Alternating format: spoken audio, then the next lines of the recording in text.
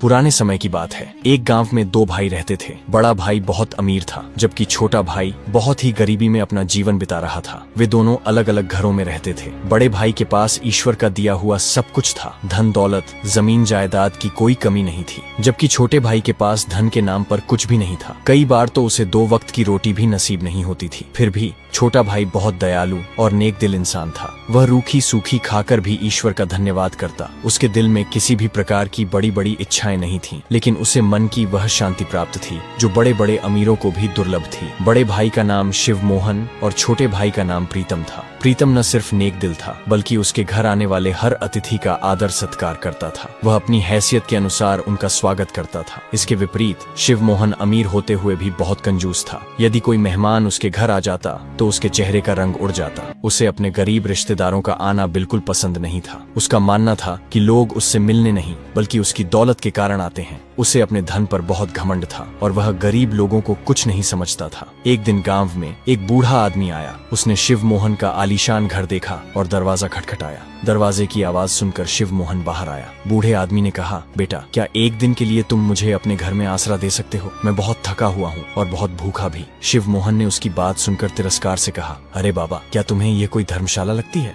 मेरे घर में तुम जैसे भिखमंगों के लिए कोई जगह नहीं है। अच्छा होगा कि सामने जो टूटा फूटा घर है वहाँ चले जाओ। वहाँ एक आदमी रहता है, प्रीतम नाम का। वह तुम्हें जरूर आसरा देगा। यह सुनकर बूढ़े आदमी को समझ में आ गया कि शिव मोहन कंजूस और घमंडी व्यक्ति हैं। वह चुपचाप वहाँ से चला गया और प्रीतम के घर के दरवाजे पर जाकर दस्तक दी। प्रीतम मुस्कुराते हुए बाहर आया और बोला, कहिए बाबा जी, कैसे आना हुआ? बूढ़े आदमी ने कहा, बेटा, मैं बहुत थका हुआ हूँ। इससे पहले कि वह आगे कुछ कह पाता, प्रीतम बोला, बाबा, पहले आप अंदर आइए, बाकी बातें हम अंदर बैठकर करेंगे। प्रीतम उसे घर के अंदर ले गया, बैठाया और सबसे पहले पानी पिलाया। पानी पीने के बाद बूढ़ा आदमी बोला, बेटा, मैं इस गांव में एक बहुत जरूरी काम से आया हूँ। मुझे बस रात बिताने के लिए एक आसरा चाहिए। सुबह होते ही मैं चला जाऊंगा। प्रीतम ने मुस्कुराते हुए कहा, बाबा जी, इसे आप अपना ही घर समझिए। आप जब तक चाहें यहाँ रह सकते हैं। ये सुनकर बूढ़ा आदमी बहुत प्रसन्न हुआ। रात को प्रीतम ने उसे भोजन परोसा। भोजन में सिर्फ रोटी, नमक और पानी था। ये देखकर बूढ़ा समझ गया कि प्रीतम के हालात अच्छे नहीं हैं, लेकिन उसका दिल बहुत बड़ा है। उसने वह सादा भोजन खुशी खुशी खाया। खाने के बाद वह प्रीतम से बोला, बेटा, मैं जिस काम के लिए यहाँ आया हूँ, मैं चाहता हूँ कि तुम्हें भी उसमें शामिल कर लूँ, ताकि तुम्हारे हालात भी कुछ बेहतर हो सके। ये सुनकर प्रीतम बोला,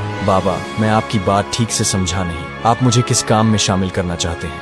तब उस बूढ़े आदमी ने धीमी आवाज में कहा कि बेटा, आज से 50 साल पहले मैं इसी गाँव में रहता था। उन दिनों मेरे पास धन दौलत की कोई कमी नहीं थी। मेरे पास बहुत सारे सोने के सिक्के और कीमती सामान था। मेरा एक भरा पूरा परिवार था, जिसमें मेरी पत्नी और 2 बच्चे थे। एक दिन जब मेरी पत्नी और बच्चे नाव में बैठकर दूसरे गांव जा रहे थे, तो नाव के पलट जाने से मेरी पत्नी और बच्चों की मौत हो गई। क्योंकि मैं उनके साथ नहीं था, इसलिए मैं बच गया। अपने पूरे परिवार के चले जाने के बाद मुझे अत्यंत दुख हुआ। मैं कई दिनों तक अपने घर से बाहर नहीं निकला। मैंने बाहर की दुनिया से नाता तोड़ लिया और यह निर्णय लिया कि अब मुझे अपना शेष जीवन ईश्वर की भक्ति में लगाना चाहिए। ये निश्चय करके मैंने तीर्थ यात्रा पर निकलने का विचार किया। मेरी तीर्थ यात्रा बहुत लंबी होने वाली थी, इसलिए मैंने अपनी सारी धन दौलत को किसी सुरक्षित स्थान पर छुपा देने का निश्चय किया। तब मैंने अपने सारे खजाने को एकत्र किया और पास के ही जंगल में एक गुप्त स्थान पर छुपा दिया। लेकिन एक सोने की ईंट मैंने अपने पास ही रख ली, ताकि उसे बेचकर कुछ धन प्राप्त कर सकूं और अपनी यात्रा प्रारंभ कर सकूं। मैं अपनी यात्रा पर निकल पड़ा। एक दूसरे शहर में पहुंचकर जब मुझे पैसों की आवश्यकता पड़ी, तो मैंने उस सोने की ईंट को बेचने का निश्चय किया। जब मैं वह ईंट लेकर वहां के एक सुनार के पास गया और उसे दिखाई, तो उस सुनार के मन में लालच आ गया। उसने उस ईंट की कीमत देने के बजाय मुझ पर चोरी का झूठा आरोप लगा दिया और मुझे फंसा दिया। वहां के कोतवाल ने मेरी एक न सुनी और मुझे चोरी के झूठे आरोप में जेल में डाल दिया गया। आज मैं कई वर्षों बाद अपनी सजा पूरी करके अपने गांव वापस लौटा हूं और अब मैं अपने उस छिपाए हुए खजाने को निकालना चाहता हूं। इसलिए मैं चाहता हूं कि तुम इस काम में मेरा साथ दो। यदि तुम मेरी सहायता करोगे तो मैं उस खजाने का आधा हिस्सा तुम्हें दे दूंगा। प्रीतम यह सब सुनकर बहुत प्रसन्न हुआ और बूढ़े बाबा की सहायता करने को तैयार हो गया। बूढ़े बाबा ने उस रात प्रीतम के घर ही विश्राम किया और सुबह सूरज निकलने से पहले वे दोनों लोगों की नजरों से बचते बचाते जंगल की ओर चल पड़े। जंगल के भीतर पहुंचकर बूढ़े बाबा ने एक पुराना नक्शा निकाला और उसमें बनी निशानियों के अनुसार रास्ता पहचानने लगे। कुछ ही देर में वे एक बड़े बरगद के पेड़ के नीचे पहुंच गए। बूढ़े बाबा ने कहा, बेटा, यही वह जगह है जहाँ मैंने खजाना छुपाया था। अब तुम यहाँ खुदाई शुरू कर दो। प्रीतम ने कुदाल निकाली और खुदाई शुरू की। कुछ देर बाद उसे वहां एक लकड़ी का संदूक दिखाई दिया। उसने कुदाल एक ओर रख दी और संदूक निकालकर बाबा के सामने रख दिया। फिर वे दोनों उसे लेकर घर लौट आए। घर पहुंचकर जब उन्होंने संदूक खोला तो वे दंग रह गए। संदूक के भीतर सोने की ईंटें और सोने की मुहरें भरी हुई थीं। यह देखकर प्रीतम आश्चर्यचकित रह गया। बूढ़े बाबा ने उसमें से आधा सोना निकालकर प्रीतम को दे दिया और बाकी आधा सोना संदूक में ही रहने दिया। फिर बाबा ने समझाया, बेटा, इस धन का उपयोग बहुत ही सावधानी से करना। कहीं ऐसा ना हो कि तुम भी मेरी तरह किसी मुसीबत में फंस जाओ। मेरे पास तो केवल एक ईंट थी जिसे देखकर सुनार के मन में लालच आ गया था। तुम्हारे पास तो बहुत सारा खजाना है, इसलिए लोगों से बचकर रहना। फिर बाबा ने वह संदूक का खजाना एक बड़े झोले में डाला और कहा, अब यह खजाना मेरे किसी काम का नहीं रहा, मैं इसे गरीबों में बांट दूंगा। इसके अलावा जंगल में एक जगह और भी है जहां पर मेरा बाकी का खजाना रखा हुआ है। ये बात प्रीतम की पत्नी भी छिपकर सुन रही थी। प्रीतम ने बूढ़े बाबा को गांव के बाहर तक छोड़ा और फिर जब वह अपने घर में वापस आया तो उसकी पत्नी फौरन उसके पास आई और खजाने को देखकर वह खुश हो गई। वह कहने लगी कि इस खजाने को बेचकर हम बहुत अमीर हो जाएंगे और फिर अपनी सभी इच्छाओं को पूरा करेंगे। इसके बाद प्रीतम ने थोड़ा थोड़ा करके उस खजाने को बेचना शुरू कर दिया। देखते ही देखते प्रीतम के हालात अब बदलने लगे थे। उसने सबसे पहले अपनी पुरानी झोपड़ी की जगह एक बड़ा आलीशान मकान बनवाया। अब उसके घर में सुख सुविधा के सभी सामान मौजूद थे, लेकिन इतना अमीर हो जाने के बावजूद भी उसके मन में बिल्कुल भी घमंड नहीं आया था। उसके घर में जो भी मेहमान आता वह पहले से ज्यादा बढ़ चढ़कर उनके आवभगत करता। अपने दरवाजे पर आने वाले गरीब और दीन दुखियों की वह धन देकर सहायता करता।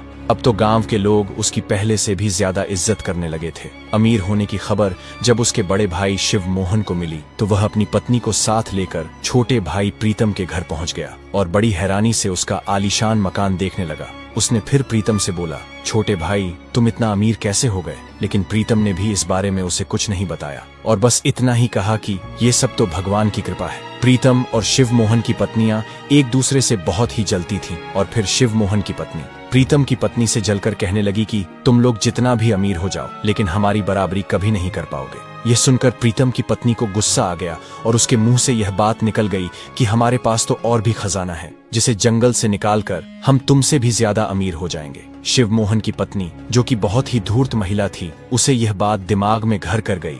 अपना जवाब न मिलने पर शिव मोहन अपनी पत्नी के साथ वहां से चल दिया। घर पर पहुंचते ही शिव मोहन की पत्नी अपने पति शिव मोहन से कहने लगी कि तुम्हारा भाई जंगल से कोई खजाना निकाल कर लाया है जिससे वह इतना अमीर हुआ है। उसकी पत्नी मुझे बता रही थी कि जंगल में अभी और भी खजाना है जिसे निकालकर वह हमसे भी ज्यादा अमीर हो जाएंगे। मैं नहीं चाहती कि इस गांव में कोई हमसे भी ज्यादा अमीर हो। आप किसी भी तरीके से जंगल में दबे हुए उस खजाने को ढूंढने की कोशिश कीजिए ताकि मैं आपके भाई प्रीतम की पत्नी को मुंह तोड़ जवाब दे सकूं। शिव मोहन अपनी पत्नी की बात सुनकर हैरान रह गया और बोला, लेकिन जंगल से खजाना ढूंढना इतना आसान काम नहीं है। मुझे तो लगता है कि वह बूढ़े बाबा जिसे हमने घर से निकाला था, अवश्य उसी ने ही प्रीतम को उस खजाने के भेद के बारे में बताया होगा, क्योंकि वह बूढ़ा आदमी इससे पहले कभी भी हमारे गांव में नजर नहीं आया था और उसके यहाँ से जाने के बाद ही प्रीतम इतना धनवान हुआ है। असल बात तो ये थी कि शिव मोहन भी नहीं चाहता था कि उसका भाई उससे भी ज्यादा धनवान हो जाए और तब उसने खजाने की तलाश करने का फैसला किया, जबकि वह खजाना तो उसका था ही नहीं।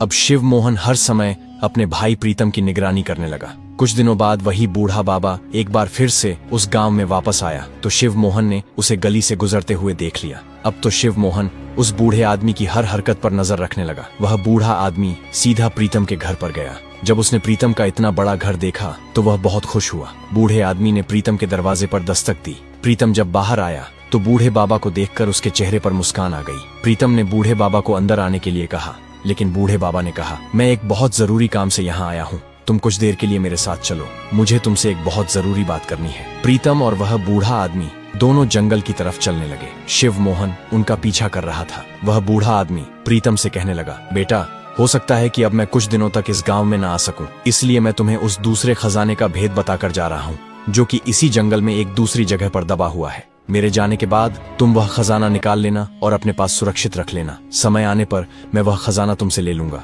फिर बूढ़े बाबा ने प्रीतम को जंगल में रखे खजाने वाली जगह दिखा दी। शिव मोहन, जो कि उनका पीछा कर रहा था, यह सब देख रहा था। उसने भी वह सारा रास्ता अपने दिमाग में अच्छे से याद कर लिया कि खजाना कहाँ दबा हुआ है और फिर खुशी खुशी अपने घर वापस आ गया। घर पहुंचकर उसने अपनी पत्नी से कहा कि मुझे खजाने का सारा भेद मालूम हो गया है, अब बहुत जल्दी मैं वह खजाना निकाल लूंगा। यह सुनकर शिवमोहन की पत्नी बहुत खुश हुई और बड़े घमंड से कहने लगी, अब इस गांव में हमसे ज्यादा अमीर कोई नहीं हो सकता।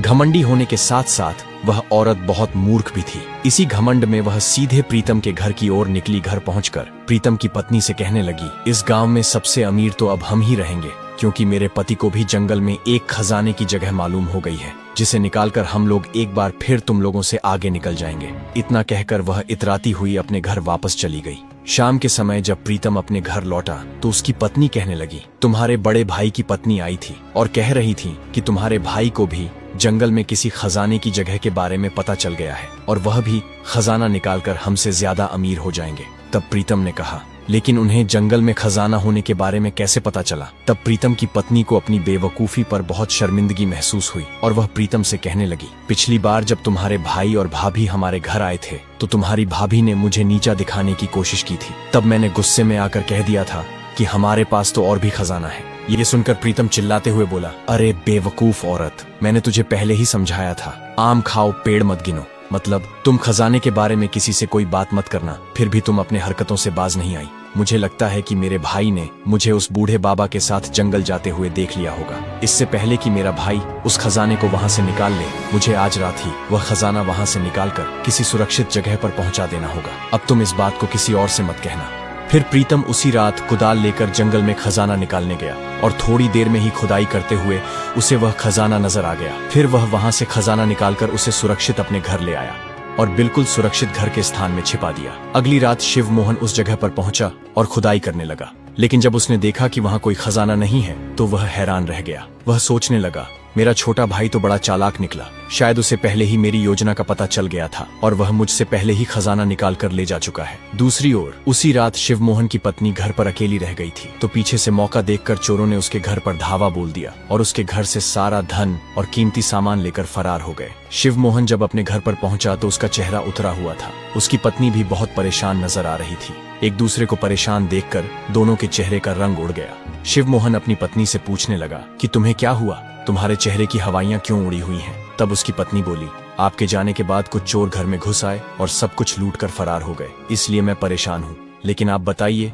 आप खाली हाथ क्यों लौटे? हमारा खजाना कहाँ है? ये सुनकर शिवमोहन ने सिर पकड़ लिया और बोला, खजाना वहाँ नहीं था, लगता है मेरे भाई ने पहले ही वहाँ से निकाल लिया। ज्यादा अमीर बनने के चक्कर में हम लोग बिल्कुल बर्बाद हो गए और ये सब तुम्हारे लालच की वजह से हुआ। तुम्हें उस धन को पाने की चाह थी जो हमारा था ही नहीं। देखो, हम तो अपने ही धन से हाथ धो बैठे। अगर तुम प्रीतम और उसकी पत्नी से ईर्ष्या न करती तो आज हमारी हालत ऐसी न होती। पत्नी ने जवाब दिया, जैसे आपने कुछ नहीं किया हो, आप भी तो उसी खजाने के पीछे थे, जब भी तो आप जंगल गए थे। अब दोनों लालची लोग एक दूसरे को दोष देने लगे। कुछ दिनों बाद जब वह बूढ़े बाबा दोबारा एक बार फिर से प्रीतम के पास वापस आया तो प्रीतम ने उन्हें पूरी घटना बताई और बचा हुआ खजाना उनके सामने रख दिया।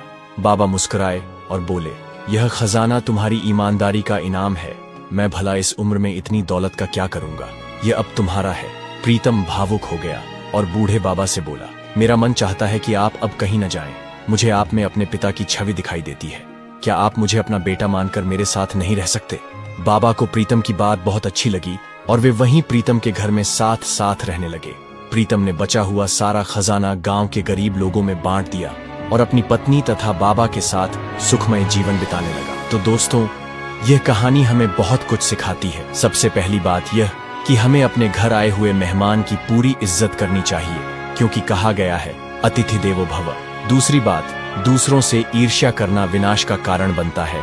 जलन और घमंड व्यक्ति को पतन की ओर ले जाते हैं। तीसरी बात, धन का अधिक लालच इंसान को कहीं का नहीं छोड़ता। लालची व्यक्ति अधिक धन पाने की लालसा में अपना ही नुकसान कर बैठता है। हमें आशा है कि आपको यह कहानी पसंद आई होगी।